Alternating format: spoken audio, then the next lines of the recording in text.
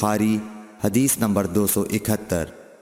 حضرت عائشہ رضی اللہ تعالیٰ عنہا نے فرمایا، گویا کہ میں حضرت صلی اللہ علیہ وسلم کی مانگ میں خوشبو کی چمک دیکھ رہی ہوں، اس حال میں کہ آپ احرام باندھے ہوئے ہیں۔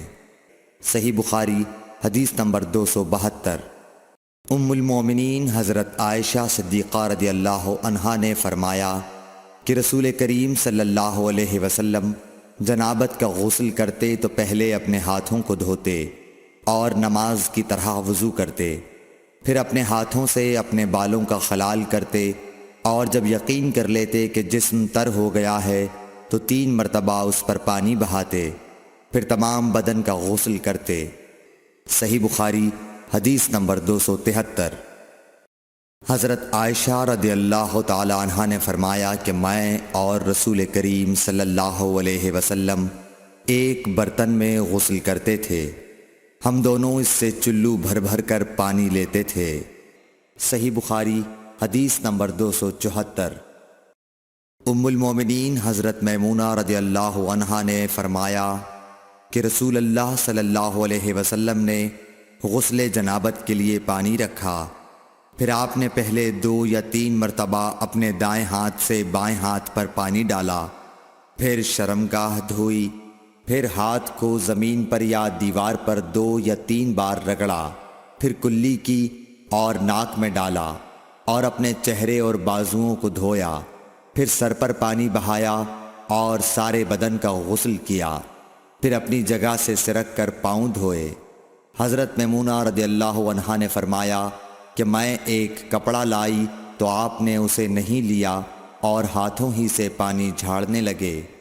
صحیح بخاری حدیث نمبر 275۔ حضرت ابو ہریرہ رضی اللہ تعالیٰ عنہ سے روایت ہے کہ نماز کی تکبیر ہوئی اور صفیں برابر ہو گئیں، لوگ کھڑے تھے کہ رسول کریم صلی اللہ علیہ وسلم اپنے حجرے سے ہماری طرف تشریف لائے۔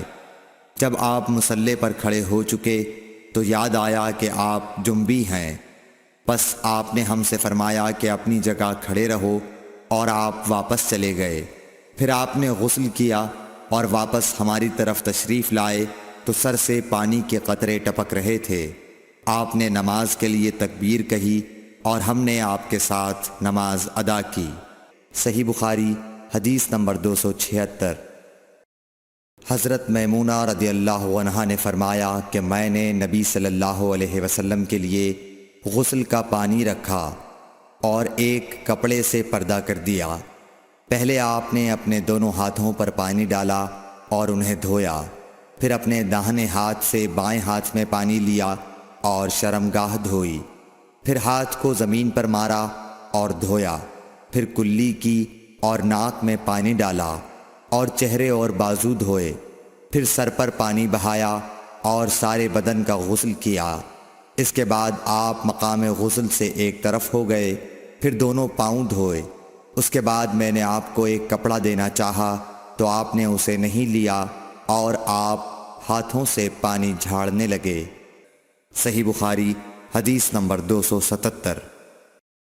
حضرت عائشہ رضی اللہ تعالی عنہا نے فرمایا کہ ہم ازواج مطہرات میں سے کسی کو اگر جنابت لاحق ہوتی تو وہ ہاتھوں میں پانی لے کر سر پر 3 مرتبہ ڈالتیں، پھر ہاتھ میں پانی لے کر سر کے داہنے حصے کا غسل کرتیں اور دوسرے ہاتھ سے بائیں حصے کا غسل کرتیں۔ صحیح بخاری حدیث نمبر 278۔ نبی کریم صلی اللہ علیہ وسلم نے فرمایا، بنی اسرائیل ننگے ہو کر اس طرح نہاتے تھے کہ ایک شخص دوسرے کو دیکھتا، لیکن حضرت موسیٰ تنہا پردے سے غسل فرماتے۔ اس پر انہوں نے کہا کہ بخدا موسیٰ کو ہمارے ساتھ غسل کرنے میں صرف یہ چیز مانے ہے کہ آپ کے خصیے بڑھے ہوئے ہیں۔ ایک مرتبہ موسیٰ علیہ السلام غسل کرنے لگے اور آپ نے کپڑوں کو ایک پتھر پر رکھ دیا، اتنے میں پتھر کپڑوں کو لے بھاگا اور موسیٰ بھی اس کے پیچھے بڑی تیزی سے دوڑے۔ آپ کہتے جاتے تھے، اے پتھر میرا کپڑا دے، اے پتھر میرا کپڑا دے۔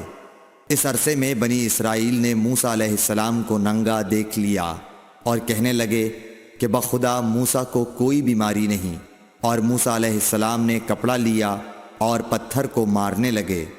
ابو ہریرہ رضی اللہ تعالیٰ عنہ نے کہا کہ بخدا اس پتھر پر 6 یا 7 مار کے نشان باقی ہیں۔ صحیح بخاری حدیث نمبر 279۔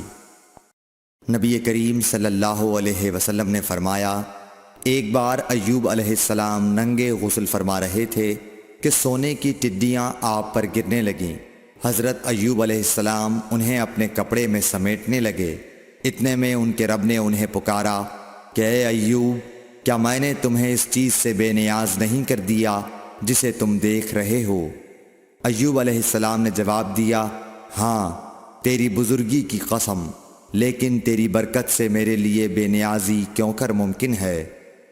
صحیح بخاری حدیث نمبر 280۔ ام ہانی بنت ابی طالب کو یہ کہتے سنا کہ میں فتح مکہ کے دن رسول اللہ صلی اللہ علیہ وسلم کی خدمت میں حاضر ہوئی تو میں نے دیکھا کہ آپ غسل فرما رہے ہیں اور فاطمہ رضی اللہ تعالیٰ عنہ نے پردہ کر رکھا ہے۔ نبی اکرم صلی اللہ علیہ وسلم نے پوچھا، یہ کون ہیں؟ میں نے عرض کیا کہ میں ام ہانی ہوں۔